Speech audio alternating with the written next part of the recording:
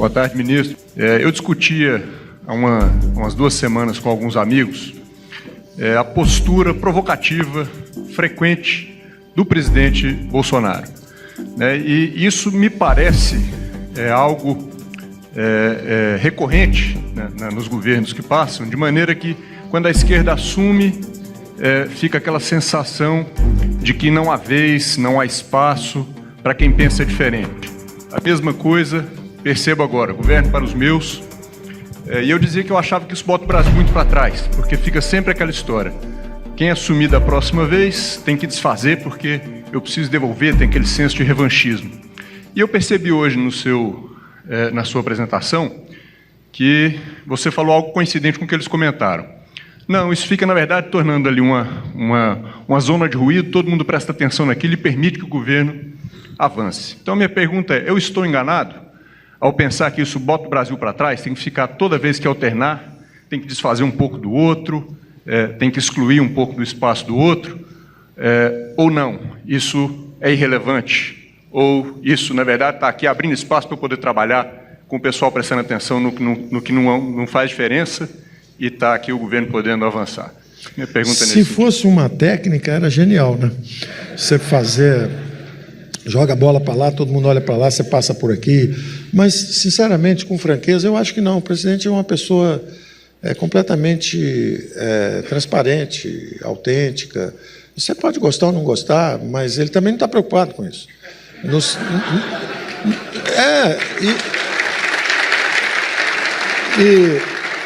E é muito parecido, é muito interessante isso, porque é o seguinte: isso quer dizer que a autenticidade, falar a verdade, ser transparente, são valores que o brasileiro está pedindo. Então, é o que eu falo, tem muitos políticos com bons modos e péssimos princípios. E tem alguns políticos que têm maus modos e têm maus princípios. E a população brasileira falou, pô, eu gosto desse cara, esse cara fala a verdade, fala o que eu penso, ele é assim mesmo e tal. Agora, eu, sinceramente, eu acredito na dinâmica institucional. Eu acho que o importante é a dinâmica institucional. Cada um tem um papel nessa dinâmica. É um épico que está sendo escrito aí de uma sociedade que fez os primeiros movimentos numa direção, depois tentou outra direção. E ela só vai ganhar se ela tiver justamente essa interação que nos permite olhar de todos os ângulos. Essa paixão política, esse combate, ele é fruto da própria dinâmica. Quer dizer, se o cara bota a camisa vermelha e cada passeata de 20 pessoas quebra o pau da bandeira, ameaça e grita, só vai vencer um cara desse alguém que faça parecido.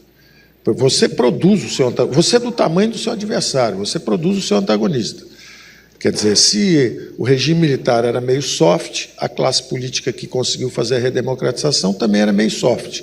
Era gente que tinha uma certa convivência ali, era o Sarney, era o Tancredo, era um pessoal que ia, vinha, conversar e tal.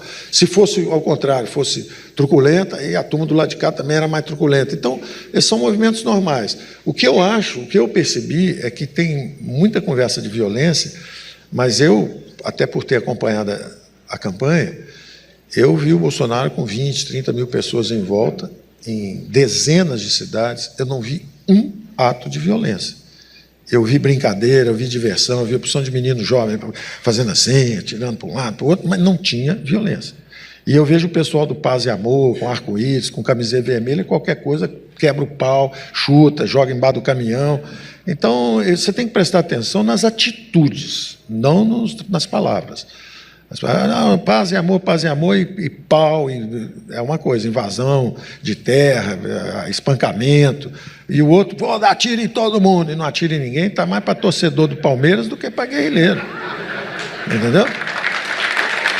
O que eu tenho visto do presidente, o que eu tenho visto, minha convivência pessoal, o cara bem-humorado, brincalhão, agora reativo. Tem alguns que são naturalmente um pouco mais agressivos. Tem um líder aqui, que é o nosso Ciro Gomes, aqui, que é um cara bacana e tal. O Ciro gosta de briga. Ele gosta da briga. Ele é naturalmente agressivo. Ele gosta. Passar um cara ali, olhou para ele, ele já olha e vai atrás. Agora, o Bolsonaro é o contrário. O Bolsonaro, se você chegar e fizer assim para ele, pode estar... Fizer assim para ele, opa, e aí, meu irmão, tudo bem? Agora, se falar assim, ele, opa... Opa, o que é? Ele é reativo. Então é interessante porque há uma certa dificuldade de diálogo. No início eu falava assim, não, o presidente vai lá para 6, 8 meses, a coisa começa a chegar no lugar, as pessoas vão começar... Mas não é só ele, não. Eu conversando outro dia com alguém aí importante da mídia, canal de televisão e tal, um grupo forte. Pô, será que o presidente não muda? Eu falo, vem cá, vocês mudaram? Vocês mudaram? Eu achava que ia estar tudo tranquilo. A minha previsão hoje é tranquila. Vai até o último dia, assim. Pode todo mundo se preparar. Agora, nós temos que saber processar isso. Eu brincando também na campanha, durante a campanha, eu falava, vem cá, a moça fazia uma bomba, jogava uma bomba de vez em quando tinha 18 anos, pode ser presidente da República. O moço está fazendo continência lá no quartel, não pode ser? Não entendi. Não, mas ele é militar. O militar é um cara que segue a lei. Mas ele era indisciplinado. Pô, a moça era guerrilheira, ela foi presidente, nós absorvemos, nós mostramos que somos uma democracia robusta. Nós tivemos a capacidade de acomodar um lado, estamos acomodando o outro e não tem problema, e está tudo certo. E em nenhum momento eu vi o presidente falando assim, vamos perseguir não sei quem, vamos pegar isso, vamos fazer aquilo, vamos torrar não sei o quê, porque isso... Eu não vejo isso, eu vejo a preocupação assim, sequestrar o nosso país, tomar o nosso país. Negócio de vermelho, isso, aquilo, outro. Pô, a bandeira brasileira não é vermelha.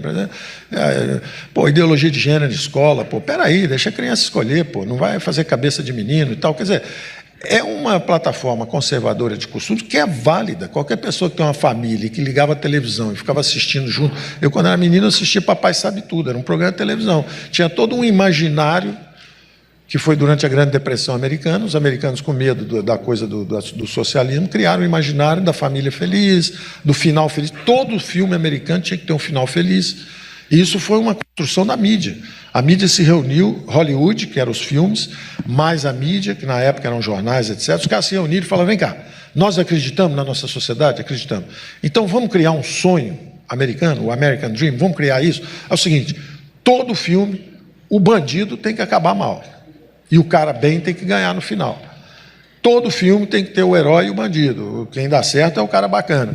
Pô, no Brasil virou o contrário. Pô, mulher bonita é amante do traficante, o traficante é o cara bacana, o padre é corruptor de menores, o empresário é sempre ladrão. Pô, aí você olha para um negócio desse, você começa a sair da televisão, tira a família da sala na hora do negócio. E aí você fala assim, não, mas... Você fala, não, mas tem que ter liberdade. Claro que tem que ter liberdade, inclusive para discordar. De dizer, olha, eu represento um ponto de vista diferente. Então, você pode ser... e você tem que estar preparado para conviver com isso. Eu vivi com coisas que eu não achei simpáticas por muito tempo. Eu tinha que escolher entre social-democratas. Eu adoraria votar no liberal-democrata. A única vez que eu votei era no Afif, que era um liberal, lá atrás, né? Até agora, até essa eleição. A única vez que eu tive a chance de votar em alguém que defendia o que eu acreditava foi o Afif. Até me dispus à época de ajudar. Eu fiz o programa econômico dele. E era isso aí, era o caminho da prosperidade. Eu sei que a Alemanha foi reconstruída, ficou riquíssima. Eu sei que aquela ilha, que a gente chama lá de Grã-Bretanha, estava afundando com o trabalhismo. E, de repente, a Tati chegou e privatizou e transformou aquilo numa potência econômica novamente. Estava afundando com o trabalhismo. Eu vi a reconstrução do Chile, de país miserável, tipo é hoje a Venezuela. O Chile saiu das cinzas e ficou com a renda per capita quase o dobro do Brasil. O Chile não tem nada, só tem peixe, um pouquinho de cobre. Quando nasce um chileno, o outro cai dentro d'água, porque tem a cordilheira também. Quer dizer, um negócio pequenininho, do tamanho do Rio de Janeiro, com a renda per capita quase o dobro do Brasil. Isso é um sinal de falta de potencial, de capacidade nossa efetiva de lidar com os recursos. E o diagnóstico, para mim, é claro. Nós temos medo dos mercados. Nós preferimos... o socialismo, entre aspas, a social-democracia, a versão perfeitamente absorvível, não tem problema nenhum. Eles roubaram a bandeira das grandes religiões, da fraternidade. A fraternidade era das grandes religiões. Os caras foram lá, mataram Deus, né? Nietzsche matou Deus, pegaram a bandeira, virou monopólio da esquerda. Nós somos os caras que vamos salvar o mundo, nós somos bonzinhos, todo mundo que não for assim. E os liberais pagaram um preço justo. Porque como eles enfatizavam só a independência, a criação de riqueza e não pensaram nos mais frágeis, perderam a batalha política, foram assassinados politicamente. Não tem partido liberal mais lugar, agora estão renascendo, porque o mundo ocidental parou de crescer e está sentindo falta daquelas mensagens que os asiáticos estão usando. Então, os asiáticos hoje defendem o capitalismo, defendem a liberdade de comércio. A China hoje quer comercializar. E os americanos estão tentando travar o comércio. Falam, não, peraí, está machucando. Então, você tem que estar flexível para isso, tem que estar com a cabeça aberta. Nós estamos indo para uma sociedade sofisticada no futuro. Agora, existe o tempo também dos conservadores da liberal-democracia. E não tem que criticar, não tem que falar, pô, mas ele sempre bate. Ele apanha o dia inteiro, pô. Você não abre um jornal que não esteja batendo nele da primeira página até a última página. Bate no cara de dentro, porque ele fala isso, fala aquilo, fala coisas que eu não concordo. Tudo bem, mas, pô, a opinião dele, pô, qual o problema? Ele tem o direito. 60 milhões de brasileiros votaram nele. E aí? Só é bonito defender o outro lado? Não, é muito interessante. Eu assisti alguns debates que me marcaram muito, né? Eu estava nos Estados Unidos, logo depois do Watergate. Eu era jovem ainda, estava lá nos Estados Unidos e teve um debate fascinante na eleição. Foi o último debate, quer dizer, teve uma sequência de debates aí. Esse particularmente, o último, me impressionou muito, que era o seguinte: estava o Gerald Ford, que era o vice-presidente, o Nixon tinha sofrido um impeachment, o Gerald Ford era o vice-presidente, assumiu a presidência, e ele debatendo com um plantador de amendoim, que era a brincadeira que eles faziam, que era o Jimmy Carter. O cara tinha um sotaque, assim, do lado do sul e tal, simples. E o Jerry Ford, como eles chamavam, né, dando uma exibição de conhecimento igualzinha a Hillary Clinton contra o Trump. Dando um show, falando, esse cara não entende nada, esse cara, a atitude da Hillary, até o physique de role, né, a coisa física, o Trump falava um negócio, ela, isso é um idiota, isso é um imbecil e tal, mais ou menos como tentaram fazer com o Bolsonaro aqui também. Ele, esse cara aí só fala besteira e tal. Então, essa arrogância que o Jimmy Carter, que o Jerry Ford usou contra o Jimmy Carter, ele destruiu o Jimmy Carter durante o debate, né? Os últimos 5 minutos. Então, o senhor agora tem 5 minutos para se despedir. Aí ele, como os senhores viram durante a campanha, esse cara aí não sabe nada. Isso é um plantador de amendoim lá de não sei aonde. Eu conheço a geopolítica lá na Ásia, nós fomos lá e estamos reatando as relações com a China, eu fiz isso, eu fiz aquilo. O cara deu um show, passeou de um lado para o outro. Eu falei, pô, liquidou, ele ganhou essa eleição. Aí, o senhor Jimmy Carter, o senhor tem 5 minutos agora. Ele falou assim, eu vou usar só 2 minutos, não vou usar os 5. E aí falou assim, como vocês viram, esse cara aí sabe muita coisa. Eu não sei nada. I know only one thing. I will never lie to the American people. Putz, fudeu, ganhou a eleição. Acabou a eleição. Tá certo? E eu vi a mesma coisa acontecer com o Trump, com a moça lá, que a moça sambava, voltava, chamava ele disso, daquilo outro, e ele bufando, com aquele irritado, broncão e tal, né? Mas no final, o americano votou o seguinte: esse cara fala o que pensa, é transparente, ele é confiável. E essa mulher é um enigma. Ela é do establishment, ela é sutil, ela é enganadora. Eu não voto nessa mulher. Foi o que aconteceu. Aqui no Brasil aconteceu a mesma coisa. Quando o establishment perde a decência, a renovação é inevitável. Eu só assisti isso 2 vezes no Brasil. A primeira vez foi em 89. O establishment perdeu a decência. Quando você fica 20 anos para abrir a economia, para abrir a política, quando você abre a política, você faz uma hiperinflação, putz, é difícil alguém do centro ganhar. Então, doutor Ulisses, 1,5%.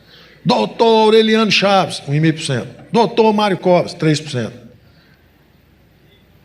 E aí aparecem os extremos. Lula de um lado e o Collor do outro. E o pau comendo, trombada de rinoceronte. Vamos ver, deixa o pau comer, um lado vai levar e o outro não. Por quê? Porque o establishment perdeu a decência. O que aconteceu agora? A mesma coisa. Só que agora não foi hiperinflação, agora foi o fenômeno da corrupção. Queimou o centro. Então eu via, como eu também estava na bolha, né, só escutava todo mundo falando mal do Bolsonaro, falando isso, falando aquilo, e eu lá na bolha olhando, e todo mundo, não, porque o Alckmin, porque isso, porque aquilo. Quando você sai da bolha e olha um pouco, você fala, tem alguma coisa acontecendo, é muito maior do que todo mundo está falando. 30 mil pessoas em volta do cara, todo mundo brincando, tudo amistoso, tudo falando em bandeira, chega de corrupção. Tem algo acontecendo.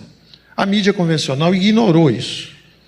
A mídia que foi tão brilhante durante 30 anos, ajudou a construir a democracia, se perdeu. Dormiu no volante. Os caras deram uma cochilada, a viagem era boa, 30 anos dirigindo, dormiram 6 meses, 8 meses, perderam.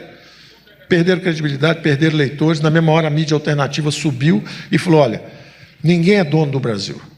A mídia não é, o executivo sozinho não é, o legislativo sozinho não é. Se fizer trans aí, o judiciário prende todo mundo. E isso é uma demonstração de resiliência. Então, eu cada vez que eu venho a um lugar assim, vejo empresários, estava conversando ali sobre a Rap Vida, né, com um negócio de saúde, uma solução privada para problemas públicos também. Quando você começa a ver isso, você começa a acreditar no vigor do país. Isso está acontecendo no agronegócio, está acontecendo em educação, está acontecendo em saúde. Quer dizer, você vê um setor privado começando a se mover, e o Bolsonaro, de repente, pegou um pouco disso tudo, um pouco desse fastio com esse negócio esse excesso, alguns excessos que a esquerda cometeu, porque ela fala que ele comete excessos, mas ele é a resposta aos excessos da esquerda. E, da mesma forma, também os liberais em economia, que falam: pô, o Brasil não cresce porque os impostos são altos, ninguém quer ser empreendedor mais. Ser empreendedor no Brasil, o que você ganha com isso? Não ganha nada, é melhor você botar o dinheiro a juros aí e ficar esperando. Você ganha mais do que tentar se arriscar. Então, essa reação está acontecendo, e essa tentativa nossa justamente para pegar e fazer esse caminho da prosperidade. Na Alemanha foram 8 anos, no Chile foram 8 anos, 9 anos também. E em 8 anos você muda radicalmente a história do país para melhor. Quer dizer que não tem lugar para a esquerda? Tem, ela volta um dia. Mas tem que saber brincar, né? Às vezes você empresta a bola, às vezes você fica com a bola. Futebol não é só você com a bola, né? Agora, quando o outro pega a bola, você ameaça a democracia, estão queimando as florestas. O desmatamento está na média dos últimos 15 anos. A economia não anda, está afundando há 40 anos, não anda 6 meses, destruindo a economia, estão queimando a floresta. Pô, peraí, tem que saber perder, senão não dá para jogar na democracia, né? Obrigado.